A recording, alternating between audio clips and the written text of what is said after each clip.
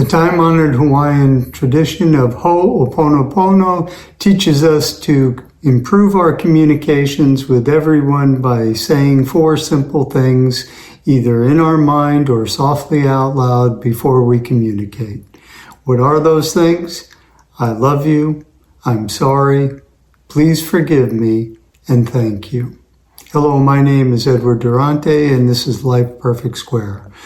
Last time we got together in a podcast, I talked a little bit about Lao Tzu saying, he who knows others is wise, he who knows himself is enlightened. And I also used the saying above the Greek temple in Delphi, which is know thyself. In Greek, it's note seautin. But how do you really get to know yourself? This is something that's problematic. So today, rather than give you so many aphorisms to think about, I'm going to try and give you a practical way to go about knowing yourself better and what you can do to get to know yourself on a daily basis. First of all, you need to be able to get off someplace by yourself that's quiet without the children, coming in and asking for something, without your husband or wife asking, without your boss or your employees or your friends, without the television, without reading a book, without any other distractions. Just get off where you can be quiet. Sit in a straight back chair. Let yourself get totally relaxed. Maybe you have to start with your feet. Start with your feet and your toes, wiggle your toes and make sure they're comfortable and no cramps in them. Relax your ankles, relax your calves all the way up, relax your knees, relax your thighs, relax your hips, relax your stomach and your lower back and your chest. And just take a nice deep cleansing breath. Close your eyes and relax and clear your mind. Now, once you're in that position and you're starting to breathe deeply and easily and rhythmically, think about who you are. I don't mean think about what your name is or what your job is. Just say to yourself, I am. I am. I am a few times. Once you get to that state where you're feeling a little bit more relaxed and you're not stressed about anything, try and take a personal inventory. And what I mean by a personal inventory is, what are my strengths? What are my weaknesses? You can sit there and think a little bit about it. What are the strengths that I have? And we all have them. We all have these gifts in varying degrees. I don't know what yours are, and maybe you don't know what they are either. Maybe you haven't defined them.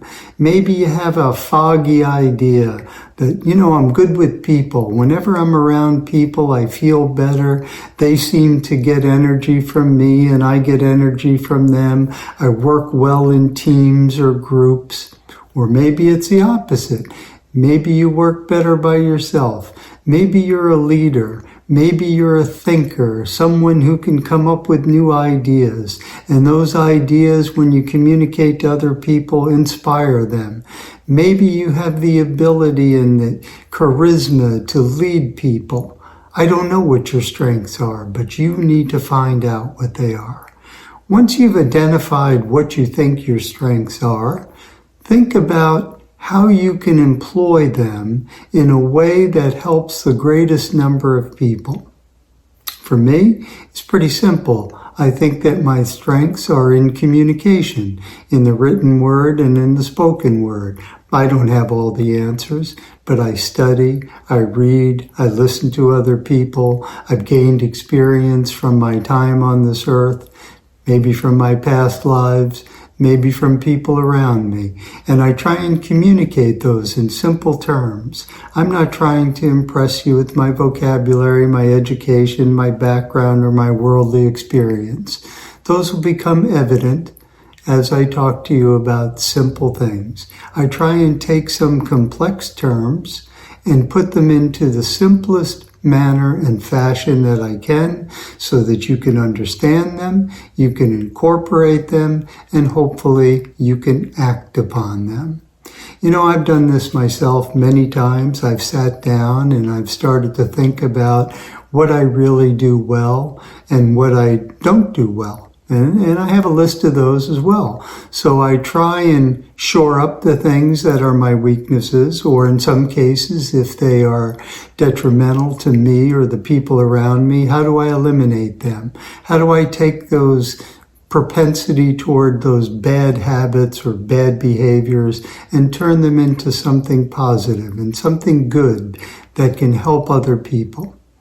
Once you have an idea of what your real strengths are, and this may take a little bit of time, don't rush it. Let it come to you. If you sit there and you think and you try and just envision what it is, and here's something you can do if you don't really know. Think about the times when you were doing something active, whether it was at work or at play or in groups or by yourself or in school or at the workplace, when you really felt good about yourself. You felt good about your connection to other people. You felt like you were communicating with them and they were hearing what you had to say and you were contributing in a positive way. Think about a time like that. Think about what that felt like. Think about that good feeling you had inside. The feeling that, this isn't work. This is what I love to do. I don't know what that is in your particular life. And maybe you don't know clearly what that is. But this is a way to get in touch with it, to find out what those strengths are and how you can use them in your everyday life. Now, here's another thing. Once you've decided, okay, this is a strength that I have. Maybe I'm good mechanically. Maybe I can fix almost anything. Maybe I can be an artist. Maybe I'm a painter. Maybe I have musical abilities. Maybe I can tell jokes better than anyone else and get my friends and relatives to laugh once in a while. Maybe I'm a healer. Maybe I have the ability with my energy and my outlook and my positivity to improve people's lives. Find out what that is. And once you do, think about how can I best employ that? What's the kind of position that I could be in? Maybe it's a business that I need to be involved in. Maybe it's a workplace. Maybe you need to change your careers. Maybe you need to have more time to yourself. Maybe you need to write or teach or paint or compose music or play musical instruments or join a band. I don't know what that is particularly for you, and you need to find that out. And once you find it out, all of a sudden, your world will start to transform.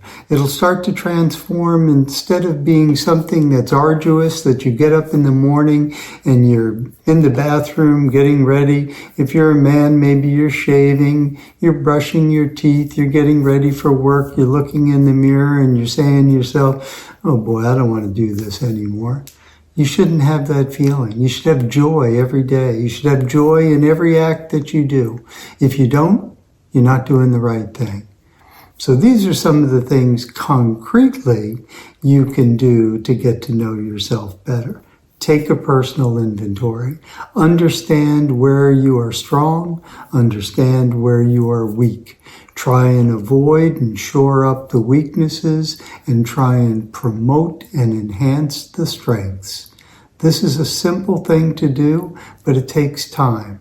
The next thing I want you to do is I want you to figure out what it is that you really want. What do you want out of life? Now, don't give me something vague like, oh, I want to be successful. I want to have a loving relationship. I want to be in my own business. Okay, I can hear those. Those are like topic outlines. Now I want you to take one of those topic outlines. Let's say it's, I want to run my own successful business. Well, what kind of business would that be if you're using those things in those areas where you have strength. Not the ones where you have weakness, but your strong points. What kind of business would that be? Take my strengths and apply it to a business. I want you to envision carefully what that business looks like. What kind of business is it? Are you running a carpentry business? Do you fashion woodworking? You create beautiful kitchens?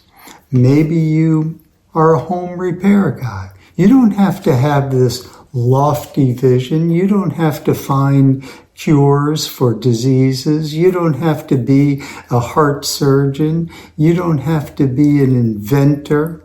Great if you have those strengths and abilities. You should use them in those areas. But it's just as good if you're a creative barber.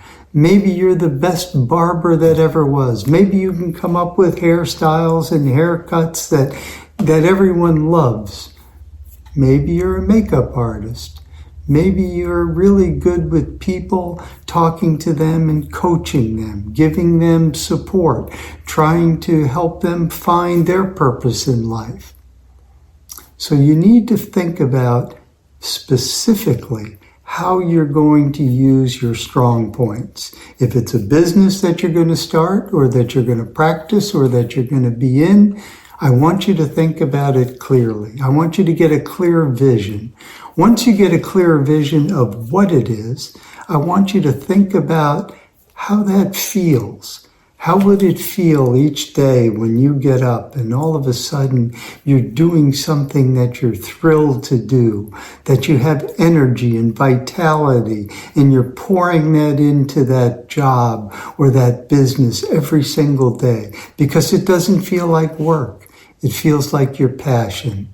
It feels like something that you were meant to do. And don't forget, you are here to do something. You are meant to do something, to contribute something in only the way that you can. Forget about all those negative thoughts about I'm too old, I'm too short, I'm too tall, I'm too young. None of those things matter.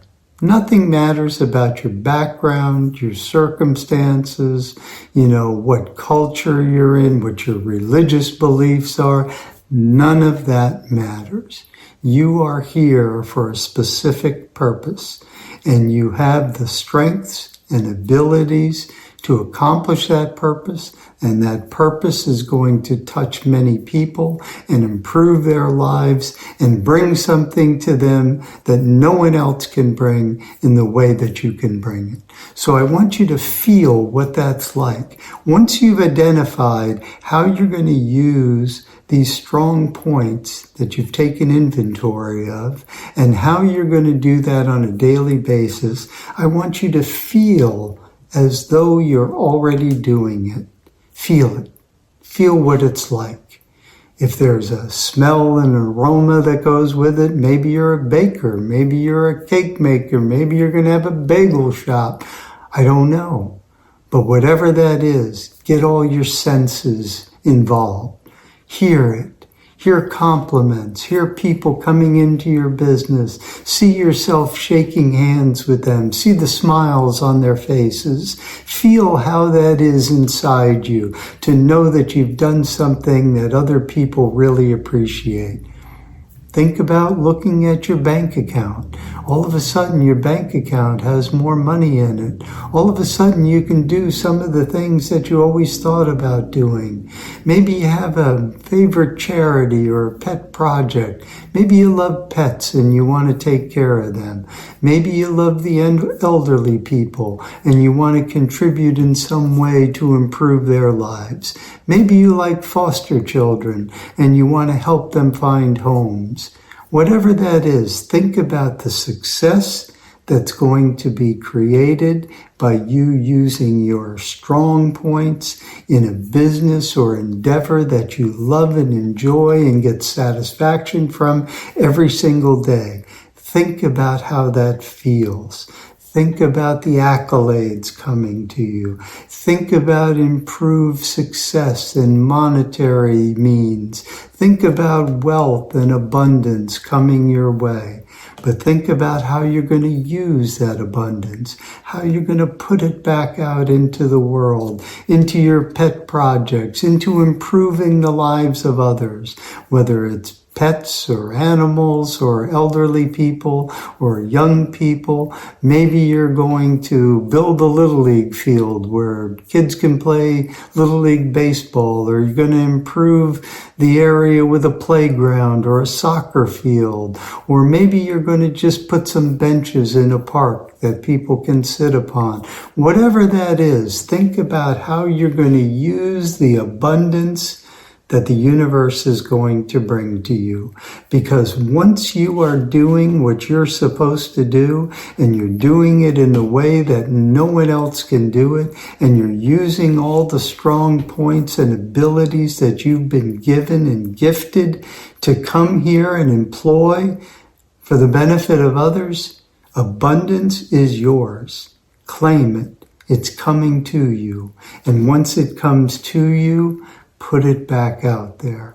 Let yourself be a vessel where that abundance comes to you and you use it to put back out in the universe again. There's an unlimited supply. You are not taking anything away from anyone else. Forget about competition. Think about creativity.